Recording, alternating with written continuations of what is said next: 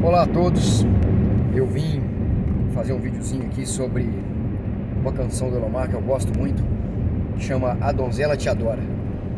É uma canção que ela tá no disco O Alto da Catingueira, e ela também tá no Cantoria 3. Cantoria 3 é um disco solo do Elomar. Segundo a informação que eu tenho, eu conheci a Janine, que foi dona da Guarupi, que era a gravadora que produzia esses discos. E ela disse que ali ninguém ensaiava nada, era tudo, chegava e tocava. Inclusive até tinha umas coisas que eram engraçadas, que acho que tinha uns que não andavam de avião, não sei se era o Vital Farias, então normalmente ele chegava meio atrasado nos shows, enfim. Mas era isso. E o Elomar, como ele tinha uma quantidade enorme de canções, cada show ele cantava uma música diferente. Então quando vai fazer um apanhado para fazer o disco, os dois discos, Cantoria 1 e 2, ficou sobrando música do Elomar. Então eles pegaram e fizeram esse Cantoria 3, que é um disco só de canções do Elomar. Maravilhoso, maravilhoso, maravilhoso. Tem coisas assim incríveis. Inclusive a Donzela Te Adora tá nesse álbum também. E eu achava interessante desde o título, né? A Donzela Te Adora. Eu achava que era meio um trocadilho, Te Adora, né? Mas não, é A Donzela Te Adora. E a canção é muito rica, né? Tem um instrumental maravilhoso, né? Uma introdução maravilhosa no violão e muito bem composta, muito bonita, assim, ela é muito agradável, é uma canção muito agradável. Eu até acredito que seja uma das mais que a galera pode gostar mais facilmente, por ela ser uma música muito agradável, assim, né? Até quem não entende a letra, que não é fácil de entender, porque tem umas palavras que são meio que não são usuais, mas enfim, eu vou acelerar o processo aqui. Vou botar para tocar um pedacinho e volto a falar. Ela tem uma introdução muito bonita.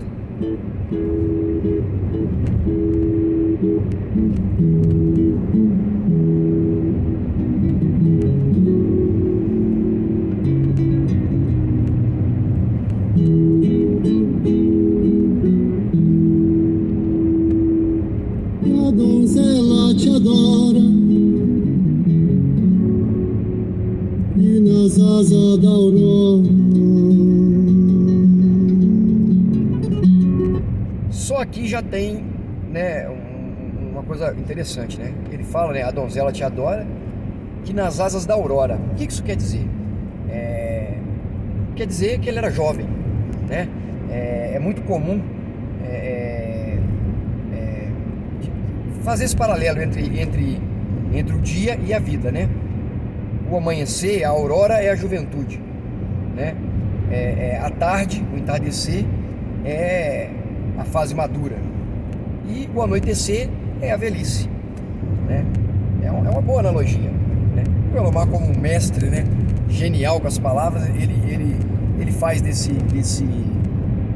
dessa palavra a descrição de que era uma donzela, se tratava-se de uma donzela jovem, né? E aí a canção segue.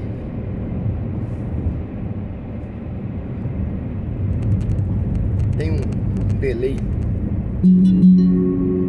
Veio a sala do rei enfrentar sete sábios na lei.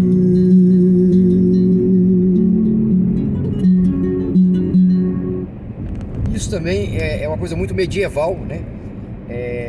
Na Idade Média era muito comum que o rei tivesse os sábios, né, que o aconselhavam na guerra, no relacionamento familiar, nos problemas que ele tivesse, ele se aconselhava com esses sábios, né?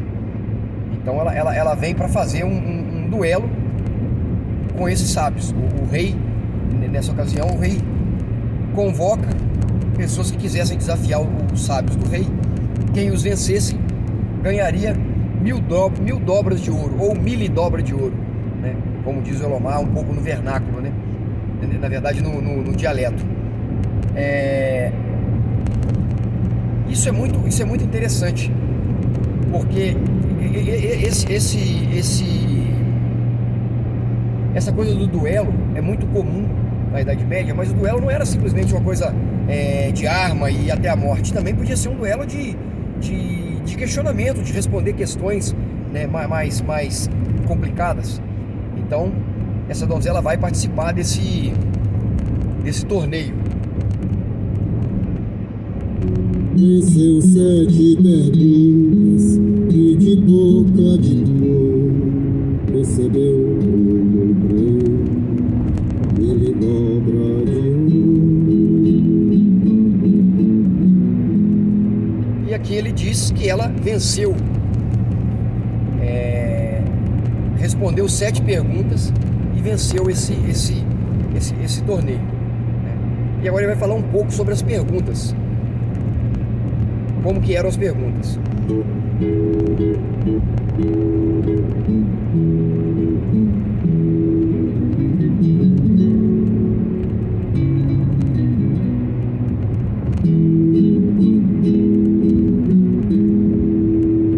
Respondeu que à noite, descanso do trabalho,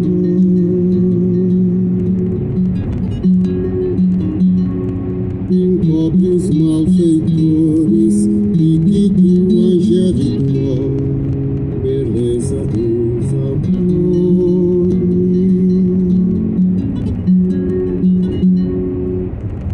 Nessa parte ele fala que uma das respostas foi essa, né? Ela fala que à noite ela esconde os malfeitores, né? E também ela abriga os amores, né? Normalmente os encontros amorosos são à noite, normalmente. Então essa é uma das respostas. A música é muito curtinha, a letra é pequena, entendeu? Mas ela é muito rica. E vou deixar seguir e continuo. E que Davi visse vestidura de dores na eterna meninice, fosse num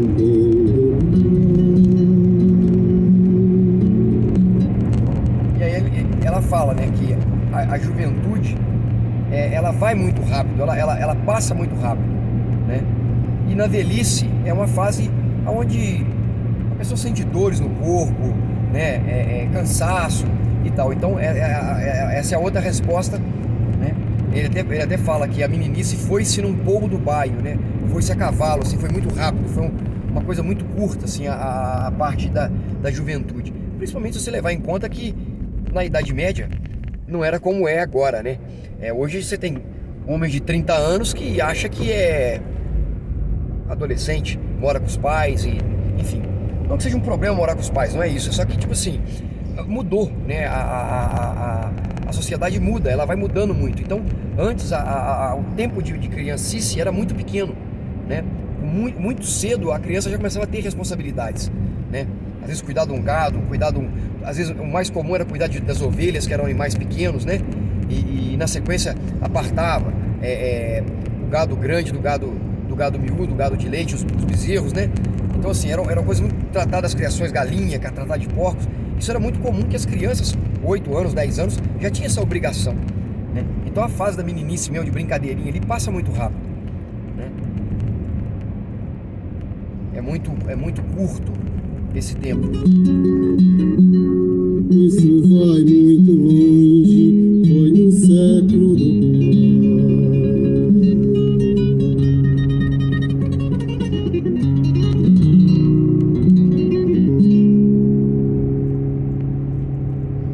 E a canção se encerra, ela tem 2 minutos e 20, 2 minutos e 30, é muito curtinha, né? E nesse finalzinho ele fala algo interessante, que ele fala que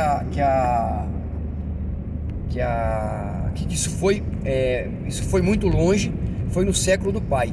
O que ele quer dizer com isso? Que isso foi há muito tempo atrás. Esse século do pai é uma coisa muito interessante.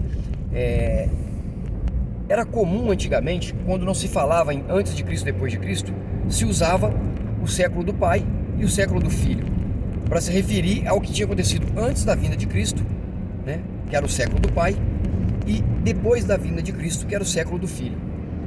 Era muito comum isso é muito interessante também. E o que acontece? vem a parte que talvez seja mais interessante para mim, que é o seguinte: eu fui, né, graças ao bom Deus, a generosidade divina, e a gente consegue às vezes fazer coisas que a gente acha que nunca vai acontecer e acontece, né? Então eu tive o prazer de ir lá conhecer o Elomar através de um vídeo que eu fiz aqui falando sobre as canções dele, e eu fui lá para conhecê-lo e tive a oportunidade de perguntar para ele: Elomar, a donzela te adora, explica um pouco por quê, do que se trata ali, o que é o contexto, porque eu não entendi muito bem.